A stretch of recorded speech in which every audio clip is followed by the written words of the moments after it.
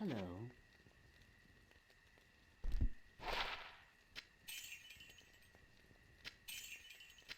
Sell all this crap.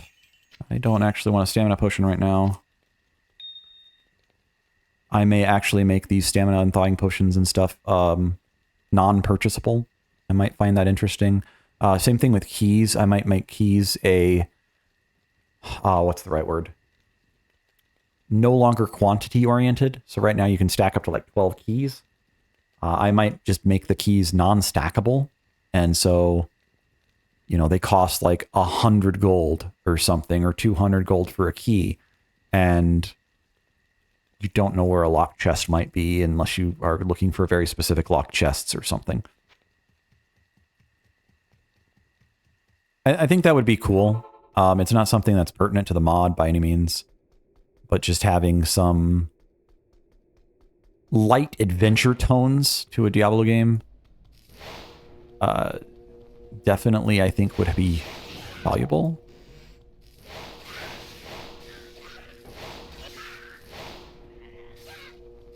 Where is he? Where is he? Come over here. Stop reviving them.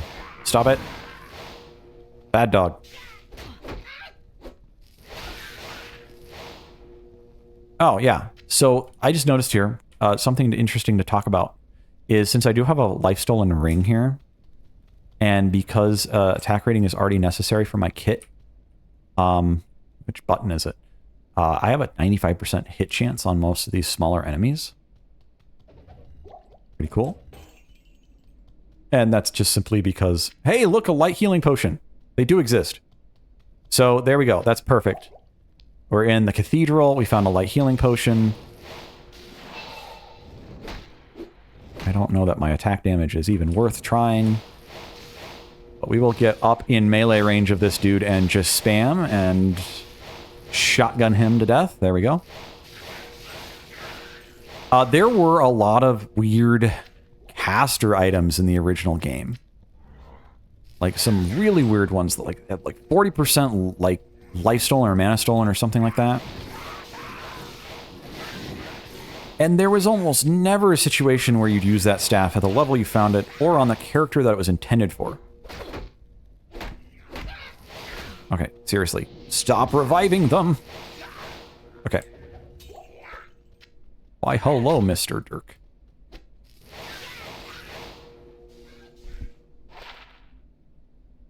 Maximum damage based on character level, enhanced damage, 2 to 5 damage, and -3 strength. That is actually probably a really strong dagger at this point in the game. And a socket. But yeah, since I'm already using attack rating for everything, unless I'm going like fire breath on a sorceress, burn damage, firewall also. So firewall, the burn damage on meteor, the burn damage on blaze. These would also ignore armor. These are area of effect. I don't know. It's a location that's on fire. It's not you on fire. It's not an explosion against your armor that's pushing you back and doing no damage. It's not an arrow trying to seek the neckline something or the eye hole that ricochets off. Because of this, you can now use your staff. And so having a higher damage staff actually kind of makes sense occasionally. It also could be really interesting to have something like enchant in a build where you just have a level 1 enchant or something and you just throw it on occasionally. I haven't figured out a way to make enchant not necessary or overpowered for spells, though. Haven't figured that out yet. I'm going to be limited by the engine itself and the data tools that are built in. It's locked. Because enchant was intended to give you attack rating, right? That was the whole point.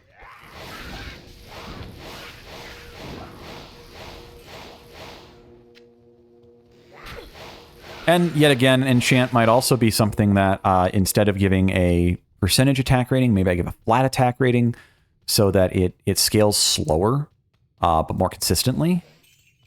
So right now, you know, if I got a ton of attack rating and got a 20% bonus, boom, 20% bonus is what, 68% right there? Or 68%. 68 points of attack rating. That's not much in the early game, you know? Like, let's say enchant gives you 20 attack rating per level or something. You know, that's 3 levels. But that would be really powerful in the early game. 20 attack rating per level would probably be pretty good. It would probably be pretty bad later on. But that'd probably be one of the ways I would probably, I could limit it some. There. Gold! Give me the gold! If a chest makes noise, you know it's trapped. You know it has a booby trap to it.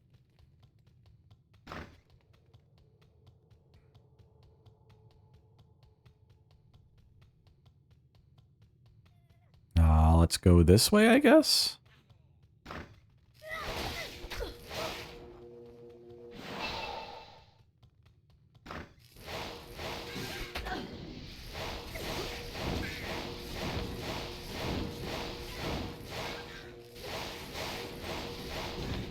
Oh yeah, that would be something to fix on these Ratmen, the Stygian dolls, the Ratmen, etc.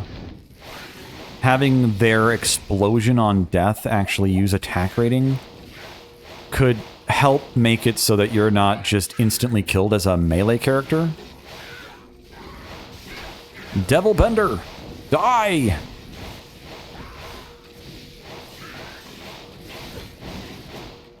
He must like to party. Party no longer.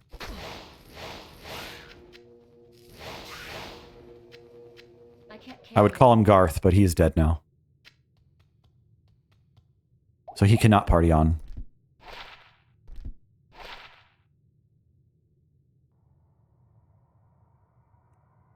So we're seeing more of these negative stats. I do like them. I want to do more of them. They only exist for like strength and dexterity and vitality and that kind of stuff right now. I'll get them on more stuff though. I want to keep them limited and rare, so it may require me to go through and make other stuff less rare.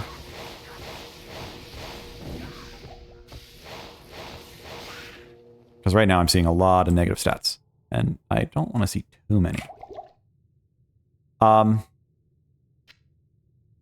Let's see, what else can I talk about? Point of interest. No, not that. This. Let's see here. Oh, I have a socket in here. Point of interest. Okay. Diamonds no longer give damage to undead. I'm sorry, I found it boring. No one cares. I don't know if anyone cares. Damage to demons can be absolutely great against like every boss. But damage to undead, I just don't care. It's not interesting enough to me. I just removed it. It can exist on like hammers and stuff still. I'm not going to remove it from, like, the blunt weapons. And I would love to actually make a lot of, like, the swords and stuff to have damage to demons. So, like, bladed weapons could be damage to demons. In Diablo 1, it was damage to animals. These are actually... These are not demons. These are not demons. They are demons. What's an animal? The brutes. The brutes are not demons. The spiders are not demons. Those are animals. Animals are weak to slashing in Diablo 1. I believe. And demons were maybe weak to something? I don't remember. I think demons were weak to something.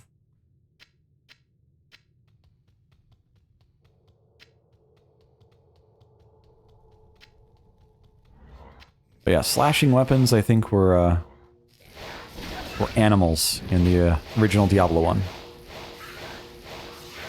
Go away!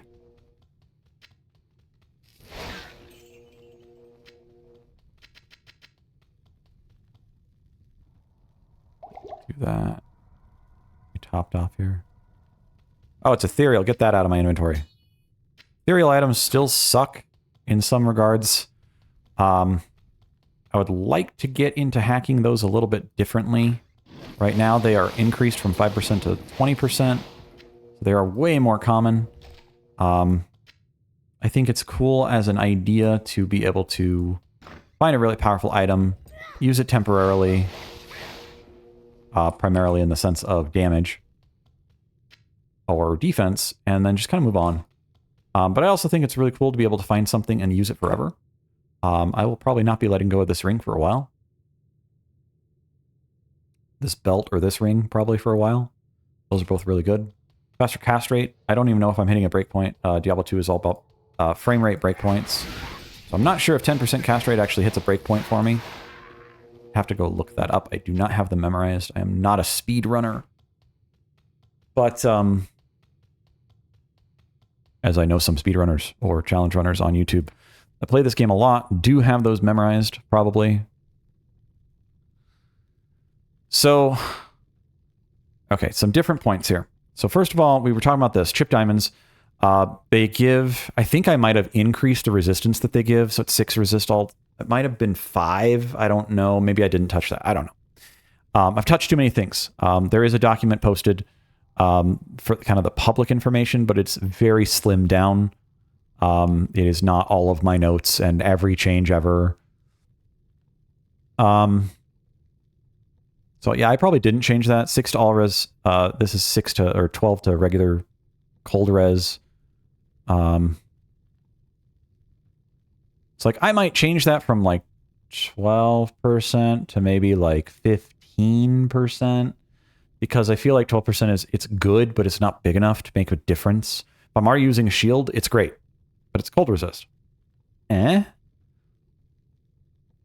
many things use cold? A handful of enemies in this area. The cold lightning ball, but it's half cold, half lightning, so it's not actually just cold. It freezes you, which is the biggest threat. So like half freeze duration is actually stronger than the actual resist. And correct me if I'm wrong, if resist actually like reduces freeze duration, because that would actually make sense, but whatever. They didn't do that, I don't think.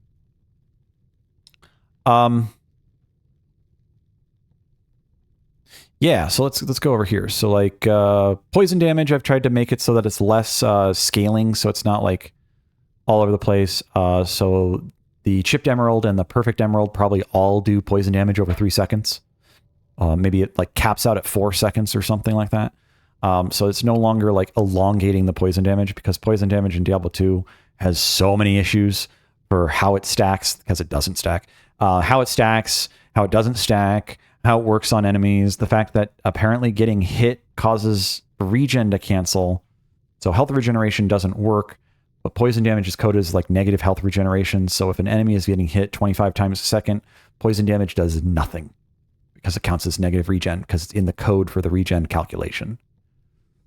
Something like that. So I am not talented enough to fix any of that. If I was, I would, but that would be a lot of work to probably fix a very minor difference. We'll jump over here. Chipped amethysts still give attack rating, but they give minimum damage now as well. So you get the maximum attack rating or maximum damage from chipped diamonds, or diamonds in general, and you get the minimum damage from chipped amethysts. And I believe that is a reduction in attack rating. I think I reduced the attack rating there. I don't think I changed any of the other gems. I have changed some of the runes, mostly just numbers, and less like their effects. But there's some effects probably there too, that either have or will get changed. I need a key. I don't have a key. That is too bad.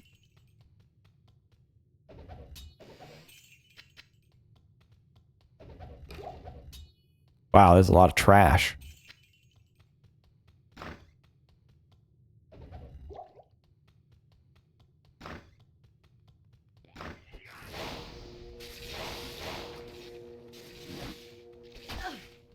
I might get pinned here. Let's not do that.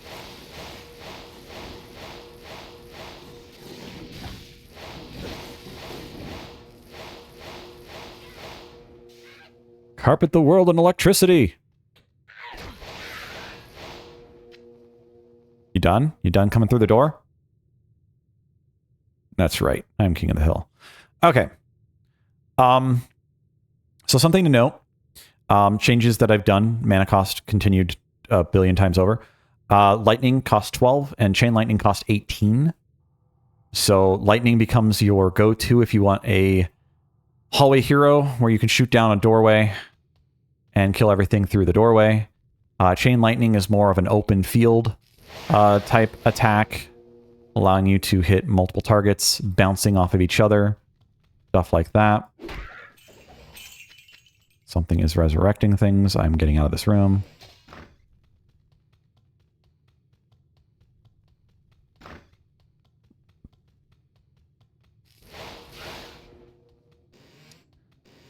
So Chain Lightning being limited on its hits has always kind of made sense. I may adjust the hits a little bit there.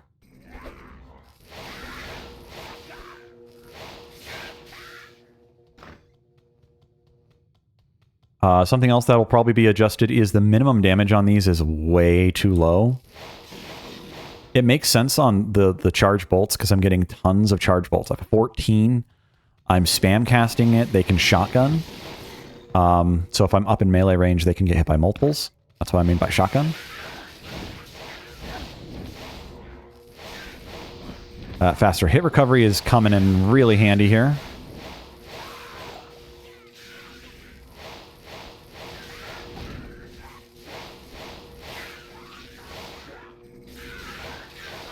There we go. Let's see here. Oh, wait. Dead? He's dead. I don't think I need a whole lot of potions here.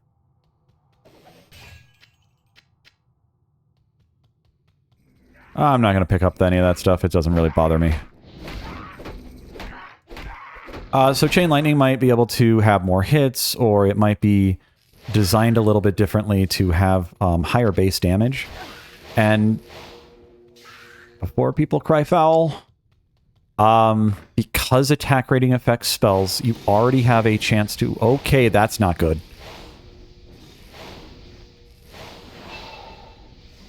Immune to lightning.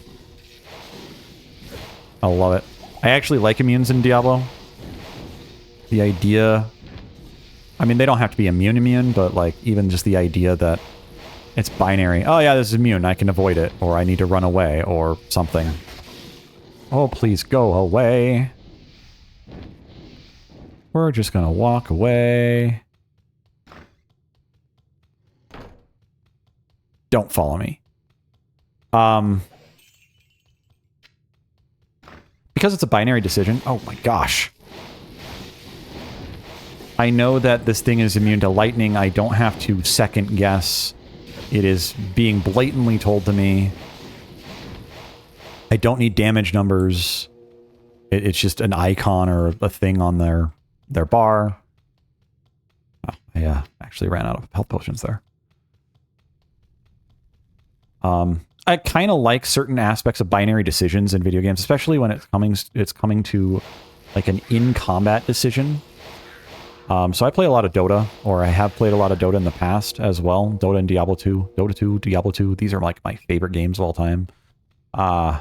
Judge me if you will. He can open doors. Go away. No. I don't like you. No, go away.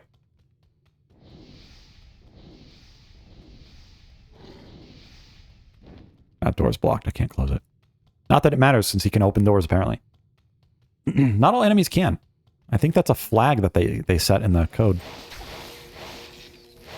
Like, I think smaller minions can't. Let's not die. Let's not die. Thank you. I'm going to pop this one. So that was 78. Let's see what this is doing. 58, so... Probably need to adjust the potion values a little bit more. Because the difference between those two is not big enough to make a difference. I mean, it is, but it isn't. All potions heal at the same rate. How do I say that? They have the same duration.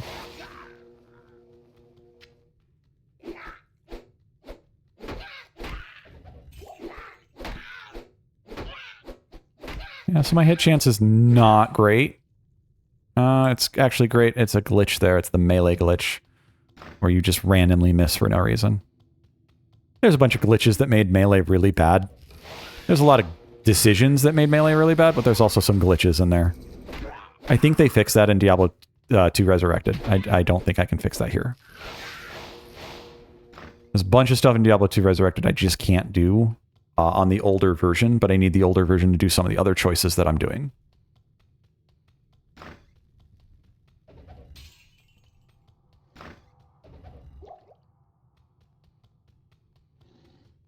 Where is the door? Please, no. I don't like you guys. Go away.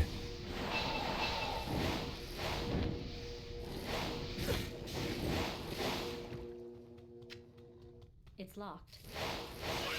Sure is.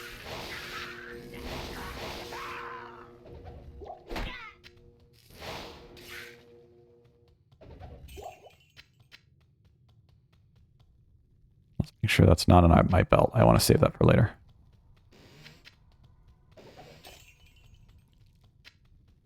So these boots are really kicking in some gold.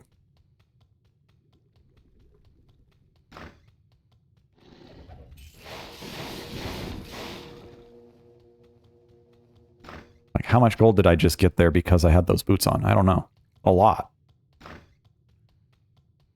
My goal with gold has been to make it so that you don't have to pick up and sell items constantly. You can sell the items after you identify them. But you're picking up items to either identify them, take them back to town, store them, something like that. But they're items primarily. They're not just a sink for gold.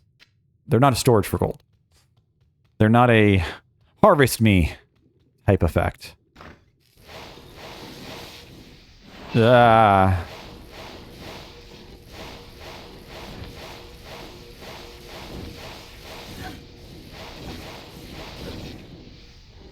Ow. Well, they're champions, so they'll give me a bunch of potions, right?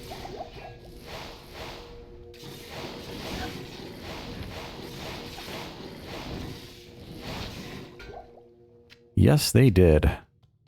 I am overburdened. Get that out of my inventory.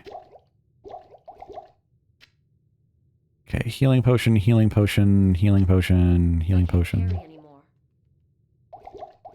I don't think I need mana potions all that much. I've got the mana problem solved. For the most part. Don't have any health regeneration. Health regeneration has been buffed in this game, in this mod. I don't have any on me, but if you were using a skull in an armor, the health regeneration, as weird as it is, health regeneration in Diablo 1 is labeled as a number that represents the amount of health regeneration, like, per frame, kind of. And so it's actually really, really low. Because it's not saying, like, 1 health regeneration per second, or 0.1 per second, or whatever. I'm trying to remember. Can't remember it while I'm hacking this thing. Okay, let's see here. Minor health report. I'm gonna alt-tab here real quick. Okay, let's, like, not die while I'm alt-tabbed.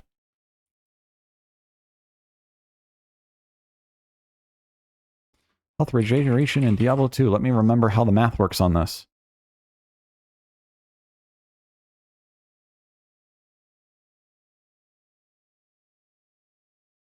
Yep, that's exactly what it is. So it is the amount of health per frame that you heal. However, health in Diablo 2 is calculated in a byte, 255 basically. So if you have 1 health regeneration, that is 25 frames of 1 health regeneration. But this is a fractional amount of health because you have 255 health as a fractional value, or 256, either way. I think it's 255, but it might be 256. Is it 0-based or 1-based? I don't know. So what this allowed them to do is not use decimals. Decimals were expensive at one point. They can still be relatively inaccurate in a lot of games where you get, like, really fun trailing numbers like 16.999999 forever percentage that just simply cannot be rounded up without going to the next you know, 17.01, something like that. Because that's just how floating point numbers work. So various games will actually avoid decimals by using non-decimal numbers, either for efficiency reasons, like Diablo 2 probably did back in the day, or just for clarification to avoid having to use them entirely as a visual apparatus or a developer apparatus, such that games might do 10 damage and then not have any percentage in the decimal value. So you do 10 damage, or you do 11 damage, or you do 12 damage. That might be true in like Hollow Knight, where every enemy actually has kind of a value for how long they take to kill. Another amulet. Okay, I have to go back and identify some of these things. Good evening. Good evening. Thank you, Deckard Cain. Maximum stamina, faster hit recovery. 6 to strength, 5 to mana. 6 to strength ain't bad. I don't mind that at all. Attack rating, dexterity, fire resist. Well, I don't really need the 6 to strength. Not looking to wear a specific piece of gear. Don't really need the 15 to mana either, so I don't know. I guess I could wear it.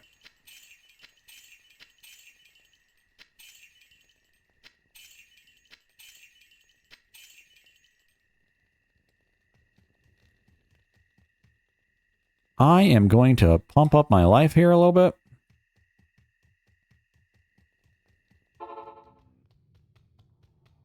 I don't remember what I was talking about.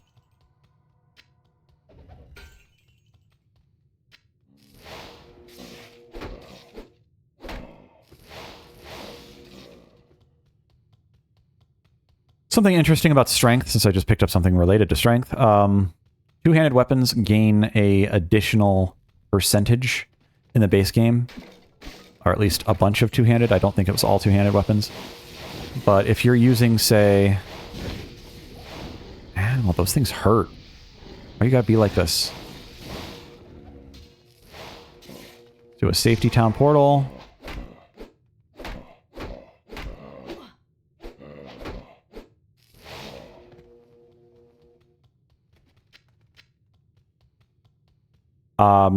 Two-handed weapons gain a larger percentage of damage based on your strength. So if you're using, say, a hammer or a two-handed sword, I believe the original value is like 110% versus 100%. So what that would mean is you'd get 100% per 100 strength in the base game.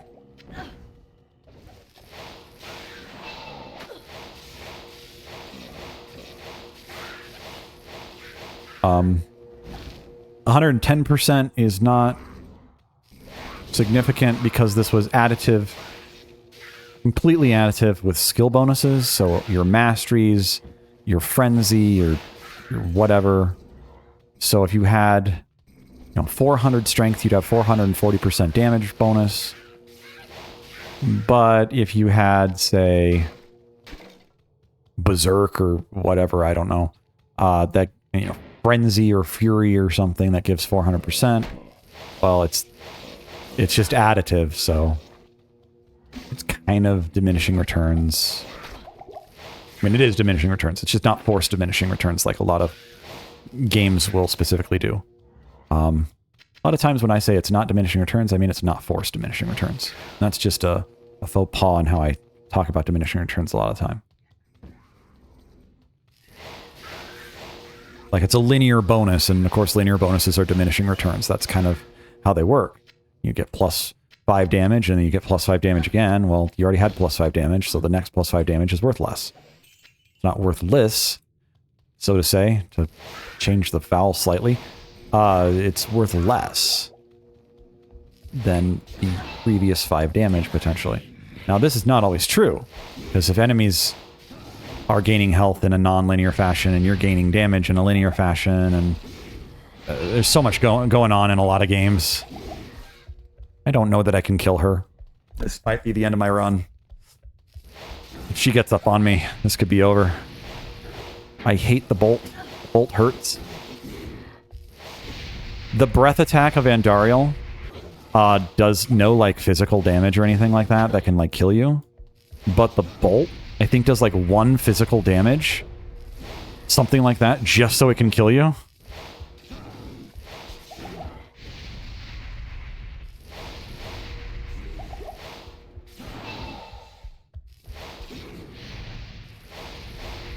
Because poison damage doesn't default kill you in this game. It kills your mercenary, it kills your enemies, but it does not kill players. Well, this is where I probably needed a stamina potion.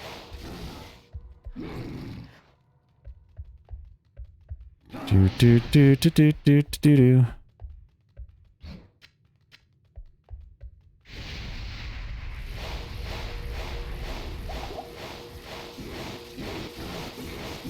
Well, let's just face tank this.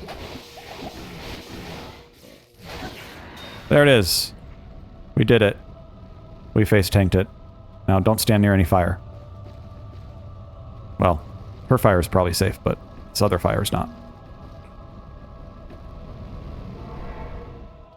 We found a chipped skull. Nice. The evil queen has fallen. This is a great victory indeed. A great victory indeed. Thank you, Deckard Cain, for identifying my items. I don't care about what you're talking about. Sorry. Another pretty decent Dirk. 5 max damage, attack rating, enhanced damage percentage, mana stolen per hit, and -5 strength. The 5 strength is negligible, but that is effectively post-enhanced damage, -5% damage-ish. And of course, being able to wield certain gear, specifically defensive gear. Raven Saw, 40% enhanced damage, 5 minimum, 5 maximum, and I don't know why it keeps rolling 5s. The range is 1 to 5. Like, the range is fully there, but it just keeps rolling 5s. And I've been seeing that for some other stuff lately. So I might have to look at some stuff. It might be that it's hitting something that I wrote in the context of the affixes that like the minimum was 5 and the maximum was like 6 or something, and I'm just getting really weird unlucky/lucky rolls. Anyways, we got another knockback sword, so that might be a little too common. We'll have to look at that. 90 attack rating, great. That's very good. Again, two-handed weapons probably need that attack rating more than one-handed weapons, so there are certain stats that are afforded to two-handed weapons that are not afforded to one-handed weapons. So like, if you get a two-handed weapon, it can have life on it.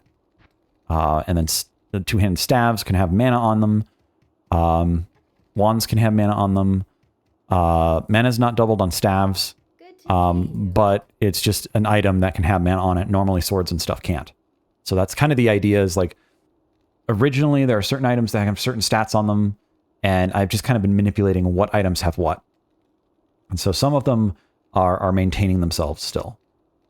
And others are a little more expanded and a little less specific, I guess. I don't know what the right word is there. Hello. Sorry, don't care. Nope. Andariel. Yeah, and Ariel's death. And so did Eliza, and she's dead now. I will probably get an Act 2 mercenary instead. Maybe I should play it as each mercenary can only live once and I can't hire another one in that act? I don't know. That would mean I'd only have like 1, 2, 3, 4 mercenaries per playthrough, per difficulty. And if they die, they're dead. But there's technically lots of mercenaries. So I don't want to play it that risky. Might shorten the runs. I don't mind shortening runs a little bit. Faster hit recovery. Yes, please. Yes, I value hit recovery a lot. Now on 17%, I don't know if that hits a breakpoint for me. I mean, it's not bad to try. So belts are an issue that I need to tweak. Probably just a little bit.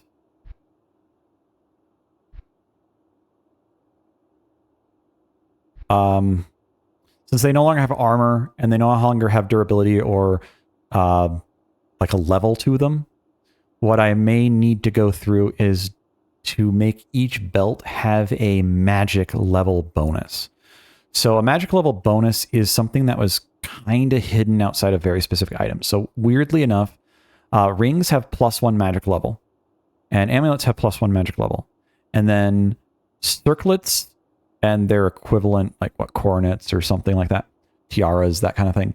The circlet style category, I believe, had like +20 magic level. And what this means is that while the item can drop in a dungeon that's like level 50, the affixes that can roll on it are +20. So you can get level 70 affixes on a level 20 or a level 50 item.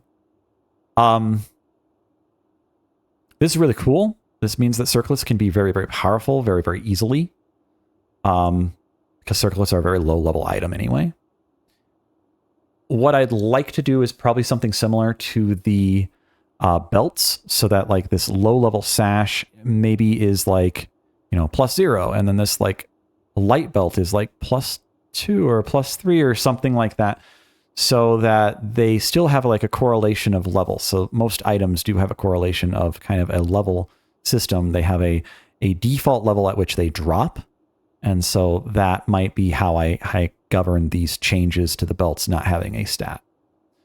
I've thought about having belts have built-in stats where, like, you know, the base sash gives stamina, and like the light belt gives mana, and like the next belt gives health. But then I felt I was leaning into too much towards like Path of Exile's item system, which has its pros and cons, but I feel like it has as many cons as it does pros in how I want to play. I don't necessarily want to have to seek out specific belts and then find a belt of that specific type with the affixes that I'm looking for. So I don't want to have to find the light belt of balance. I want to find any belt of balance. That's kind of the point. I feel like a lot of the items are. They are like an order of gradation. So you've got the like lighter cap and you got the heavier cap. And if you want to upgrade your strength, you can wear the heavier armor. That kind of stuff. You got your heavier gloves. You want to wear the heavier gloves, you need higher strength. So like these leather gloves, no strength. These the chain gloves, you need 25. So same thing with the boots. These, for whatever reason, chain boots apparently have no strength requirement. I would think that they would. The difference between these boots is probably not big enough to matter, and they should be different enough. A lot of these items, I'm still working on armor calculations and stuff that I have like a big spreadsheet of a mess of bad math. So like Boots of Thorns has 3 defense, but this thing can roll like as high as I think 5. Like low as like 2 and as high as 5. So some of the things that I might do is limit the range of some of these numbers. I think I already did. But I think like the cap can roll between like 4 and 6, so we're getting like a 5 and a 6, and then this can roll between like 10 and like 14. This can roll, I think, 2 and 5. Probably needs to be higher than that. And since belts have lost their armor, you are losing armor somewhere. You are losing a value somewhere here. You're also losing durability. Not that it really matters too much, but one of the things that's going to be happening is, slowly but surely, is that the durability of stuff like... Why does that have a different durability? Oh, because this is enhanced durability. Of course it is. Durability of items, specifically armors, is going to be going down significantly. Heavier armors are going to have higher durability, so this is going to be offsetting the fact that I'm going to be buffing armor across the board. You're going to need armor to survive if everything requires armor to not be hit. If I'm going to be nerfing various different things or making uniques a little more unique or whatever, you're going to need some different stats in different places and different values. So like this superior cap, like let's say that it has a lower range of defense and a lower range of durability. Let's say that the superior cap has only a durability of 6. or not superior cap, but regular cap. Durability is 6, let's say, whatever. Normally 13 or 12. Yeah, 12. So let's say this has a durability of 6. This means that you have a handful of unlucky rolls before it breaks. Just a handful. But if you're not getting hit, it can't break. So if you are a sorceress running around with a bunch of leather armor and no high strength, very low strength and whatnot, you're not getting hit as much. So when you do get hit, it means that your items could eventually break in a very bad corner. I like the tension that this potentially brings. Whereas if you're wearing something like this, maybe this has 6 and this has, 10. Let's not go 12 to 18. Let's go 6 to 10. Or even 5 to 10. 5 is pretty low. I don't know if I'd do 5. And same thing with shields. Shields only lose durability if they block. As weird as that is. This actually makes more sense because, well, they're blocking. So, yeah. That actually makes sense. Whereas an armor only loses durability when you take life damage, which means the armor actually kind of failed already. Anywho. So armor across the board, a little bit more defense, a little bit less durability is going to be what I build into that. Some of it's been built, some of it hasn't. Weapons already have quite a bit less durability. So if you look at a sword, durability of 14. The durability on weapons probably is a mistake. I will probably undo most of that. I still want to see your weapon break. I still want to see you have to repair your weapon and have a value to, say, an ethereal item. I would also like to see, and I don't know how to code this, so I might have to Google a little bit.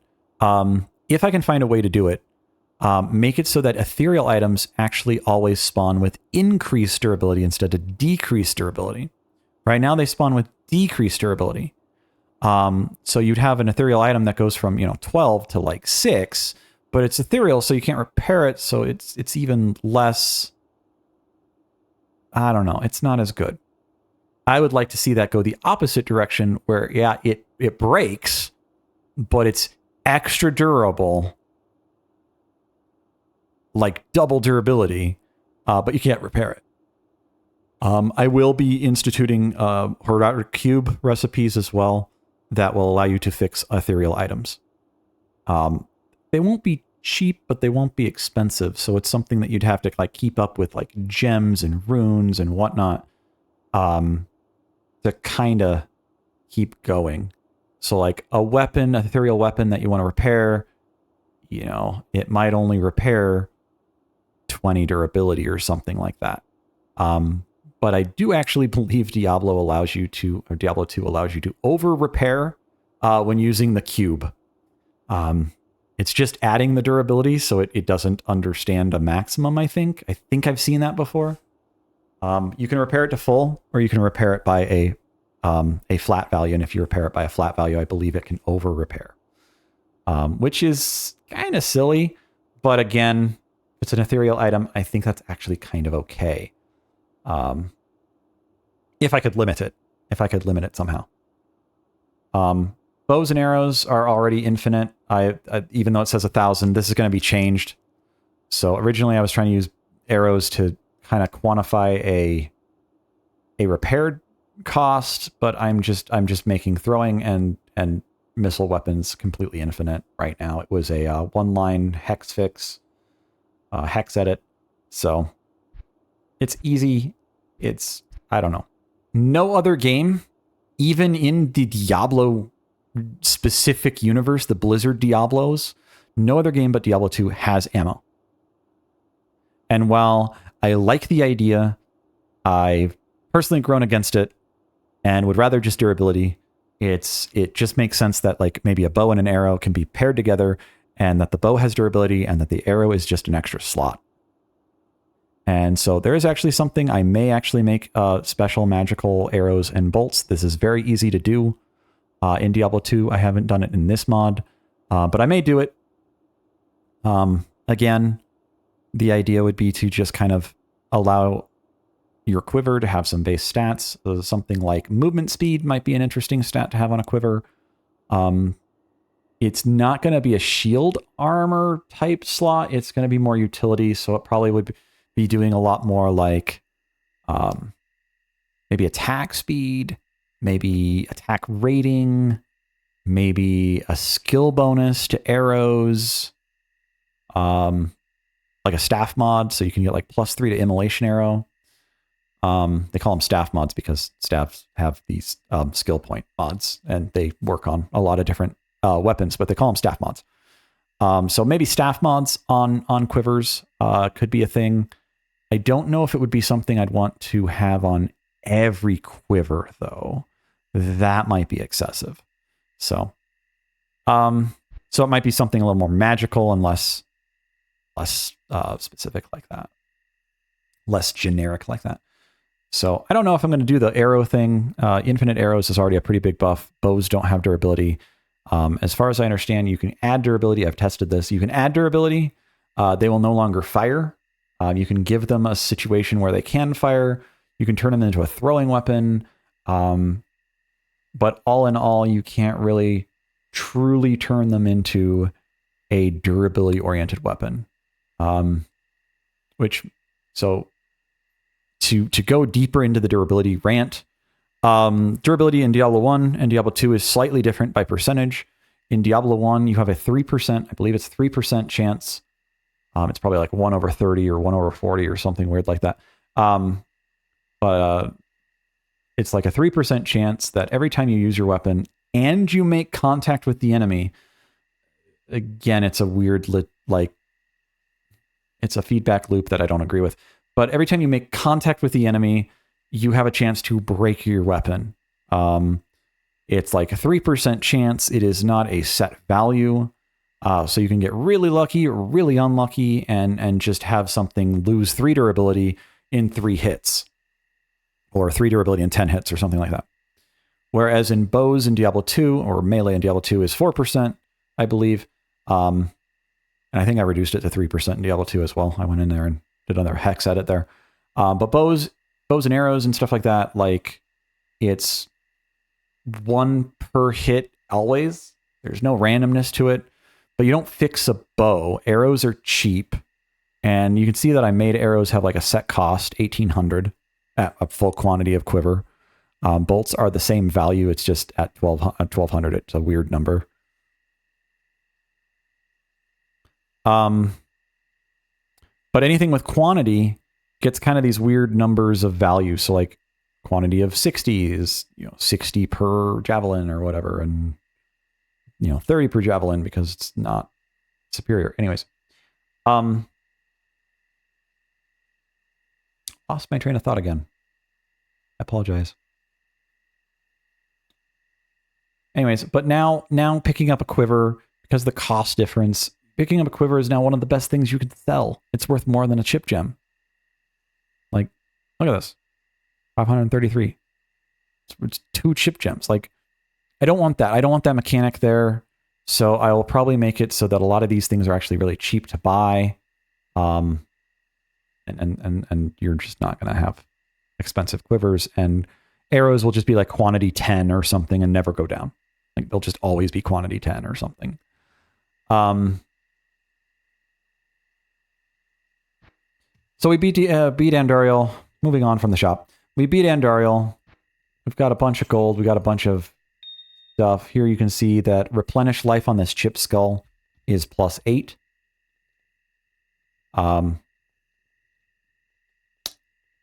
They are 4% life stolen per hit at a chipped skull level. I wanted to do 4% because I felt like it actually made sense, because that's kind of what like rolls on like rings and amulets. I think you get 3% life per stolen, but I think the default was 3% on a chipped skull, and I wanted to make that a little bit better. Life stolen per hit and mana stolen per hit. These only work for physical damage, of course. If you play Diablo 2, you already know this, but if you haven't played Diablo 2, you're not going to know that at all. It's physical damage only on the target. It's physical damage that is an attack. It's not just physical damage. There are some spells that do physical damage, like I think Tornado or something. So you get 1% mana stolen per hit from a chip skull, 4% life stolen per hit. And then these numbers just kind of continue upward to, I think, 7% and 4% or something like that by the perfect skull level.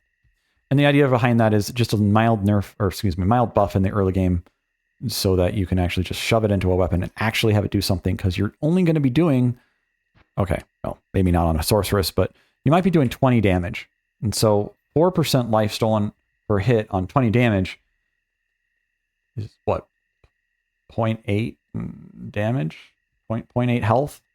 And the game can calculate that. It can do that. It's just not good.